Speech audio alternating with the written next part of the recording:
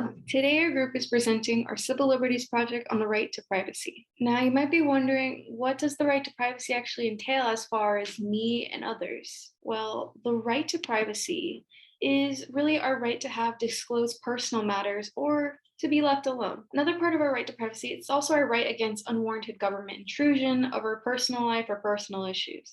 Now, there are certain constitutional provisions that have been made so far as to protect the right to privacy, and this can be found in the First, the Fourth, the Fifth, and the Ninth Amendment. First is the First Amendment. The First Amendment can be defined as our freedom of speech, religion, press, expression, and assembly. Now, when taken into account with our right to privacy, it really is just our privacy is ensured involving religious practices as well as assembly. So any form of gathering that's in a private matter is protected underneath this amendment. It's also a protection of our freedom of speech, which is also used in our own privacy in matters in, for example, let's just say profanity, though not recommended. Of course, there's limitations when it comes to freedom of speech. Next is the Fourth Amendment. Now, the Fourth Amendment can be defined as the following. It's our right to protection from unwarranted search and seizures. It's protection of unlawful arrest, or really against unlawful arrest. It also sets limitations towards inspections and surveillance methods used in order to monitor people. And lastly, there's a basic set law that is said throughout the Fourth Amendment, or really summarized in the Fourth Amendment towards search warrants and frisks. And to bring it back to our right to privacy, it really, under the Fourth Amendment, this means that our government has limitations on seizures as well as any form of government intrusion in order to protect the people's privacy. The Fifth Amendment is defined as our protection from self-incrimination. And usually in cases where the Fifth Amendment is put out, or some people saying plead the Fifth, it requires a due process of law when it comes to certain cases involving something being taken away with life, liberty, and property. A lot of cases with people having property taken away through the court system. Now, going back to how it relates to privacy, it's really a protection involving self-incrimination since it involves the protection of personal information, especially those of private matter, such as going back into the Fourth Amendment, if any information were taken under unwarranted surveillance as a way of putting the case in any so forth. Lastly is the Ninth Amendment. The Ninth Amendment can be defined as the enumeration of certain rights that may not be denied or belittled by others and which are retained by the people.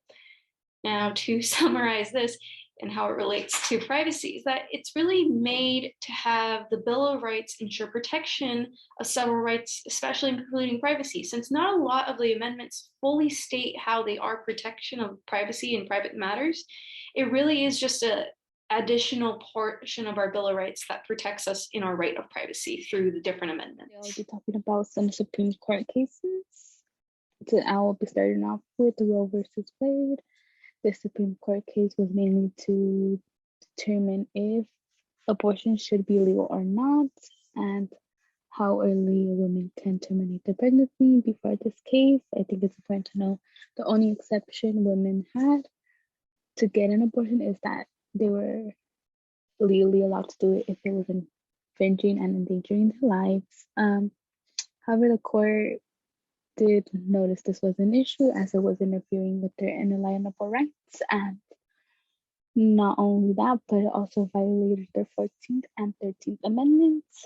And because of this, the ruling of the case allowed women to have legal abortions and helped the stop of illegal abortions, which were unsafe and risking women's lives.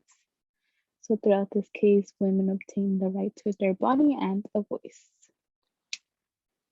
In Griswold versus Connecticut, the Supreme Court case was fighting over the rights married couples should have and over the liberty of contraceptive use.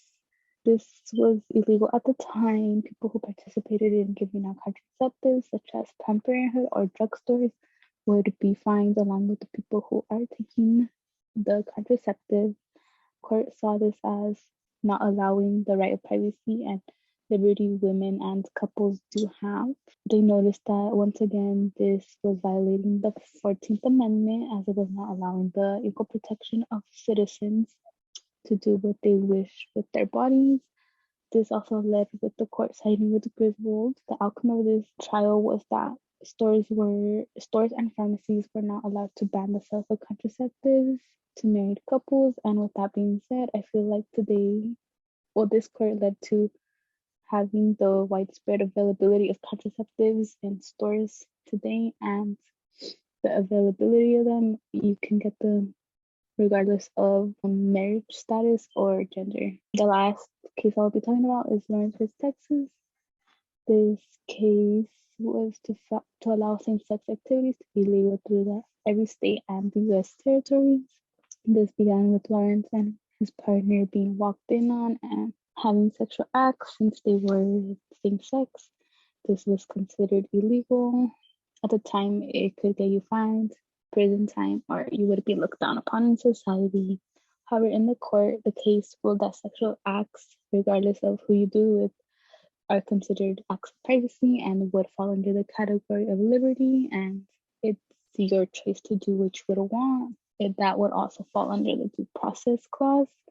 And I would say this is similar to the Griswold vs. Connecticut case, because the court did see that the 14th Amendment, once again, was not being enacted, which also did not allow these people to enact their right of privacy. Therefore, the court decided to legalize same-sex activities, and this led a major pathway toward allowing same-sex couples to be legal in today's society. Overall, these court cases have allowed us to grow exponentially in the rights we have.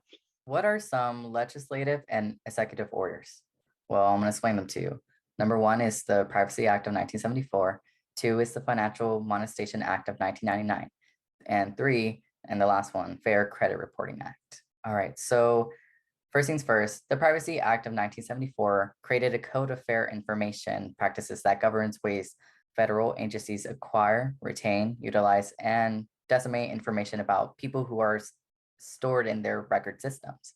Where in the record system, it's a collection of records under the authority of an agency from which information can be obtained using the individual's name or a unique identifier. Unless the information is released under to one of 12 legislative exceptions, the Privacy Act forbids the disclosure of record about an individual from a system of records without the individual explicit permission. The act outlines numerous governmental logbook obligations and thus a method for citizens to gain entry to this and correction of their data.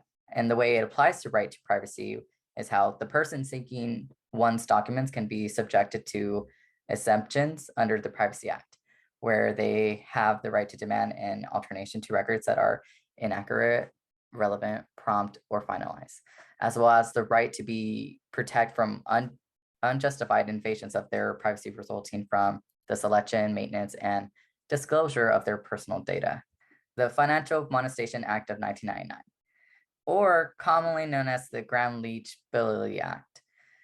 So this enactment that marked into law by President Bill Clinton in November 1999, it canceled expansive parts of the Glass-Steagall Act, which had isolated commercial and venture keeping money since 1933. This driven to the creation of money-related holding companies over the bolstered was allowed unused supervisory powers. Even so, the quantity of business banks inside the US had tumbled from more than 14,000 out of 1984 to under 9,000 out of 1999, though the typical proportion of those banks had created. This was a piece of a more extensive inclination of mints and cash-related organizations. And the way it applies to right to privacy is how the Gramm-Filterability Act requires monetary organizations that offer buyers monetary items or administrations like advances, monetary or venture exportation or protection to clarify their data sharing practices to their clients and to defend private information. Whereas the safeguards rule can protect consumer information that they receive towards the privacy rule. And third, but not lastly, is the Fair Credit Reporting Act. It is a federal law that directs credit detailing organizations and compels them to ensure the information they assemble and convey maybe a reasonable and precise outline of a consumer's credit history. It had concern with the way credit detailing agencies utilize the data they get with respect to your credit history. Not only that, the law is expecting to secure shoppers from deception being utilized against them. In the way how it applies to the right of privacy is how this supervises people a private right of activity that can be sought after in government or state court against CRAs, clients of credit reports and furnishers. In specific conditions, individuals can get lawyers' costs, court expensive, and remedial damages. Besides, the FTC can carry out courses of action of the demonstration. In conclusion, the right to privacy collaborates with the amendments, court cases, and legislative and executive orders that framework these policies towards one stance in securing their personal matters, illustrating a major significance in US history. And that is all, folks. Thank you for listening.